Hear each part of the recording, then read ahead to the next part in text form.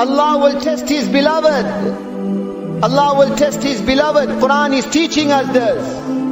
A mu'min is not short-sighted. A mu'min sees the overall picture. A mu'min sees what lies ahead. Our goal is akhirat. Our goal is not dunya. Halat, conditions in this world. This is Allah's sunnah. وَلَنَبْلُوَنَّكُمْ. Allah says, takes qasam, we will test you. There will be loss of property. There will be loss of life. There will be sickness. This dunya is not an ideal home. It's not a jannat. What is the goal? Why is Allah testing you? وَبَشِّرِ الصَّابِرِينَ وَبَشِّرِ الصَّابِرِينَ وَبَشِّرِ الصَّابِرِينَ. Allah says, give glad tidings to those who will make sabr. Anbiya were tested. The beloved of Allah, Allahu Akbar. We have been given the prescription. Halat and conditions will come. Look at the expression of Sayyidina Umar radiyallahu ta'ala anhu. This is that personality. لَوْ كَانَ بَعْدِي نَبِيٌّ لَكَانَ عُمَرٌ. My Nabi said, if there had to be a Nabi after me, it would have been Umar. He says, whenever halat and conditions came, whenever halat and conditions came, whenever Allah tested me, I realized 3 great bounties Allah gave me in this test. We don't ask for difficulties, but when they come, we have been given the panacea.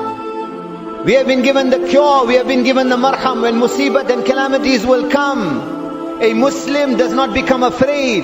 A Muslim does not become despondent. A Muslim does not lose hope. A Muslim does not start running helter and skelter. A Muslim focuses on Allah. A Muslim focuses on his akhirat. Sayyidina Umar radiyallahu ta'ala who said, when halat and conditions came, I realized that in it Allah has given me 3 great bounties. First bounty, he said, I appreciated that I may have lost some wealth, or may I have lost some beloved one, I may have lost some near one, but my iman and my deen is intact.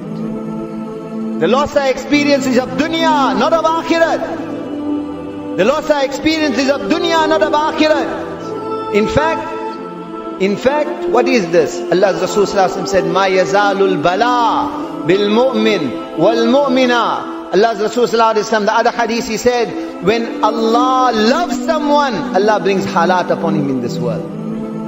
And when Allah's mercy has turned away from someone, then Allah keeps him in afiyat and ease, no difficulty and hardship. Why? Because he will have to face the return for his sins in akhirah. Halat and conditions in this world is Allah's cleansing process, is Allah's washing machine. Allah is cleaning us. مَا يَزَالُ الْبَلَىٰ بِالْمُؤْمِنِ وَالْمُؤْمِنَةِ. Rasulullah sallallahu alaihi wasallam said, halat and conditions, calamity, strife, difficulty on a person of iman will keep coming. فِي نَفْسِهِ وَمَالِهِ وَوَلَدِهِ. His life will be tested, his wealth will be tested, his children will be tested. حَتَّى يَلْقَ اللَّهِ وَمَا عَلَيْهِ خَطِيئًا. So that when he meets Allah, no sin remains upon him.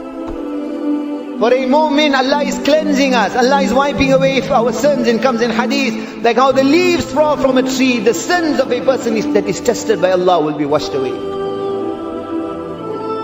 He said the first bounty Allah has kept, whenever I am tested, I remember 3 favors of Allah. One is I make shukr to Allah that Allah has tested my dunya, Allah has not tested my deen. My iman and my deen is intact. Second ni'mat of Allah, I make shukr on, is that la yukallifu Allahu nafsan illa wus'aha. My Allah will never test me beyond what I can bear. My Allah will never, it could have been far more severe than this. Urwa bin Zubair radiyallahu ta'ala, and who is this? This is the son of Asma. This is the son of Zubair. Zubair is one of the Ashara Mubashara, one of the 10 who were promised Jannat in this world. His mother is Asma, the daughter of Siddiq Akbar of Abu Bakr radiyallahu anhu. That progeny, he undertakes a journey. In that journey he loses his son, the most beloved son of his. This child goes into a stable, is crushed by an animal. Then he develops a sickness in his leg, as a result of which his leg has to be amputated. At the time of amputation, the doctors, the physicians of that time, they said, we have to give you something that will dull your senses so that you can bear the pain. Some khamar, some intoxicant. By the qasam of my Allah, he said, khamar will never enter my body. They said, how are you going to amputate your leg? He said, let me start my salah. Let me start my salah. This is not fairy tales, these are realities. He said, whilst I am reading my salah, cut my leg off, I will not feel any pain. He starts his salah, the leg is cut off. After the salah, he looks at that leg and he says, I take a qasam and oath on my Allah. Ya Allah, I make you a witness that this limb of mine has never walked towards your disobedience. Tested.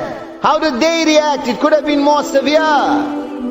فَلَكَ الْحَمْدُ أَوَّلًا وَآخِرًا وَظَاهِرًا وَبَاطِنًا. He says, oh my Allah, I praise you, beginning and ending. Openly and, Ya Allah, openly and secretly, every praise belongs to you. إِن كُنْتَ أَخَذْتَ فَقَدْ آتَيْتَ وَإِن كُنْتَ ابْتَلَيْتَ فَقَدْ آفَيْتَ. Oh my Allah, today you took something from me. How much more you have given me. Oh my Allah, today you tested me. How much afiyat you gave me in my life.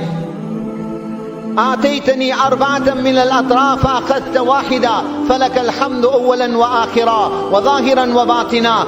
آتيتني تسعة من الأولاد فأخذت واحدة فلك الحمد أولا وآخرا وظاهرا وباطنا. وبشر الصابرين. Quran tells us, وبشر. Look at the reaction. These are our guides, these are our symbols. Urwa bin Zubayr radiyallahu ta'ala anhu, he says, oh my Allah, you gave me 4 limbs, you took 1 away, all praise belongs to you. Oh my Allah, you gave me 7 children, you took 1 child away, all praise belongs to you. Umar radiyallahu ta'ala anhu, he said, the second thing I focused on, whenever musibat came, that it could have been far more severe, it is only the kindness of my Allah, that Allah will not put upon me that which I cannot bear. And he said, the third thing I focused on is that Allah gave me an opportunity to earn my akhirat. What reward Allah has kept in this musibat. What reward Allah has kept in this test. We don't ask for test, but when it comes, make sabr. Why? Because what does Allah say? وَبَشِّرِ الصَّابِرِينَ. وَبَشِّرِ الصَّابِرِينَ. Give glad tidings to those who will make sabr. إِنَّمَا يُوَفَّى الصَّابِرُونَ أَجْرَهُمْ بِغَيْرِ حِسَابٍ. Allah says, those who will make sabr, we will give them such reward you won't be able to count the reward.